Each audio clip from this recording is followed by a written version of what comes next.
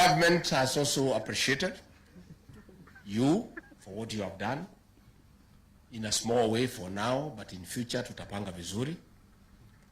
All those individuals who got a gold medal, the government of the Republic of Kenya will give you 750,000 shillings.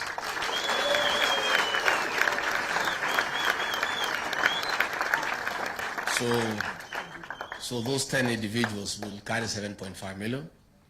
For each team that won a gold medal, the team will carry 100,000.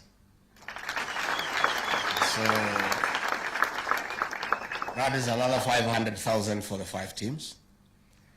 For those who won a silver medal, the individual medalists will carry 500,000 shillings. And the team that won silver will get 75,000 shillings. For those who won bronze medals, the individual bronze medalists will carry 300,000 shillings. And the team that won bronze will get 50,000. So in total, the government will give you 10,200,000. Na hii ni kiojo tu, si tumeanza kujuana sasa.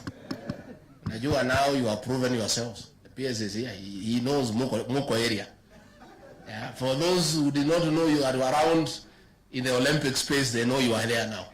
So we'll plan properly next time so that the lady who spoke here alisema alijenga nyumba, tena si nyumba ya kawaida kubwa. Na mabati ile yenyewe, sio ile ya kawaida. So you're 750, you're 500, you're 300. Will you do something for yourself? Yes. Yeah, mufanye kakitu mzuri. And we are going to support you. We'll discuss with the ministry on how to support you. We also request our friends in the media, please also profile these people nicely.